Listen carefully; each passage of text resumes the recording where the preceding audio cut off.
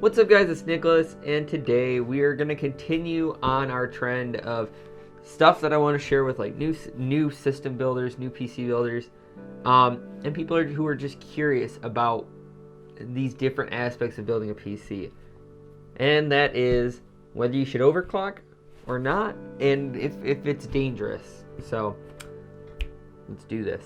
So when I built my first computer, it was terrifying to me to hear that word overclock, and I was like, oh god, that word is scary, and I don't know what it means, and I don't know, am I going to break my stuff? Am I going to blow up my system that I just spent all this money building and putting together? Short answer, probably not. And I wish I had known that sooner, because for me, overclocking is a lot of the fun of building a PC and getting every last ounce of performance that you can out of those components that you paid your good hard-earned money for. What do I mean by that? Well, there's two different main components in your system that you will overclock. There's your CPU and there's your GPU. So when it comes to your GPU, you're going to be using something like MSI Afterburner, EVGA Precision, something like that to overclock. When you're overclocking your GPU, as long as you're using the standard BIOS that was on the card to begin with, and you're not using like a BIOS hack or anything like that, it is almost impossible to break your card. The reason for this being, those pieces of software will stop you from giving your card too much voltage, which is what usually is the big killer of CPUs when overclocking. Now, that is not to say that you don't shave some life off the card. No, whoa. You just said it wasn't going to hurt my card, and now you're saying it's going to shave life off of it? Think about it this way. This is how I like to think about it. If you're anything like me, by the time your card is even close to being dead, you will probably be at least a generation or two, depending on how often you upgrade, away from that card. Even if you use it to the day it dies, it'll take negligible amounts of time off of that card. So when it comes to GPUs, really you're getting a lot more performance for how much you're giving up in the life expectancy of the card, because it's pretty much nil. I'm not saying it is completely zero, but it isn't enough where you're going to overclock this week and next week your card's going to die. Unless you have a bad card already, which that's what RMAs are for. So why would you want to overclock? Because you want to squeeze every last little bit of performance out of these parts that you're paying all this money for. For example, if you get a 1070 and you overclock it, you can get very close to the performance of a 1080, depending on how well your card overclocks, obviously, because it's Silicon Lottery, it really is. And that's one of the fun things about building your own PC is, you know your part's going to perform this well, but maybe you can get it to perform X amount above that. And it's fun. It is. At least for me, I like to tinker with that kind of stuff. I like to see just how far I can push it. And it is like a little side hobby for me. And like I said, all of the programs, as long as you're using the stock BIOS, you can crank all the sliders to completely to the right. And yes, the card will crash because you're trying to run a clock that you can't run on it, but nothing will break on the card. Worst come to worst, you might have to delete the settings off of that program, off of like MSI Afterburner. If you take your card too far, you'd have to load up your computer in safe mode, which I might do a video on, but load up the computer in safe mode and disable MSI Afterburner or uninstall it so that the card stops trying to boost to that. But like the voltage and stuff, it will only let you go to within safe parameters of the card. So that is an easy one. GPUs are just something that you should be overclocking no matter what, really. Now, CPUs are where it gets a little bit tricky.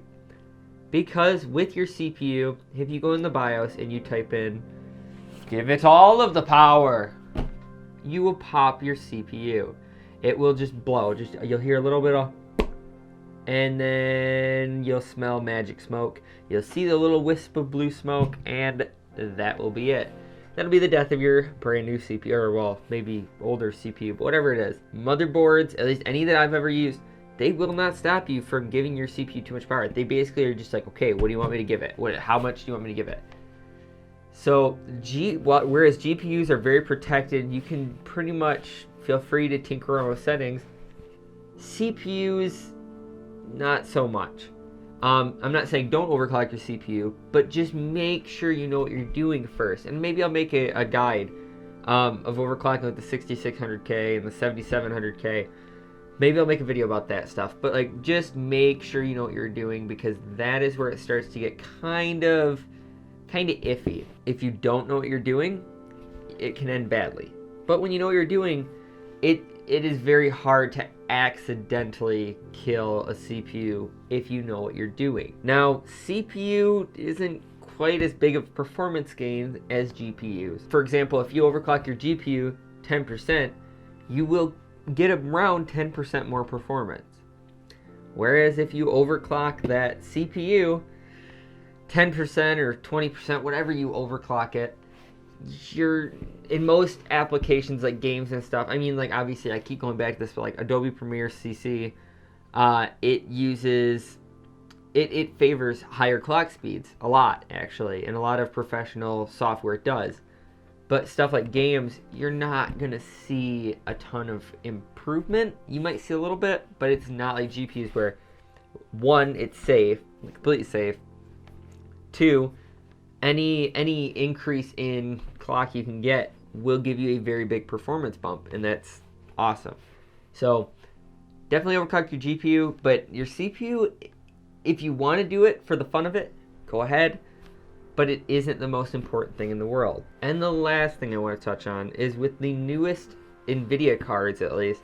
I haven't had a lot of experience with the newer Vega cards, but they actually will boost up to pretty much close to as far as they can go. So even if you don't want to overclock manually, your card is pushing itself a lot further than where it normally would be at stock, like the base clock, just on its own. So if you're still not sure about overclock, if you don't want to take my word for it, your GPU pretty much is doing its own thing. It should be going up to where it can, depending on thermals. CPU, it'll stay. I mean, obviously CPUs have their turbo clock, but besides that, CPUs will stay where they are. But like I told you guys, GPU is more performance-wise, or increases performance-wise more than CPU. So, alright guys, I'm rambling, so I'm gonna end the video now. Thank you guys so much for watching. Leave a like if you liked the video. Leave a dislike if you disliked it. Let me know why you disliked it. All of your comments and feedback, everything, it helps me immensely. It lets me know what I'm doing right, lets me know what I'm doing wrong. Make sure you subscribe if you're not subscribed already. Tell your friends about the channel, tell your family about the channel, tell everybody about the channel. The channel keeps growing, and that is awesome. Twitter and Instagram down in the description. Make sure you guys are following on those for behind the scenes stuff. And other than that, nothing, I guess. So thank you guys so much for watching, and I'll see you guys in the next video.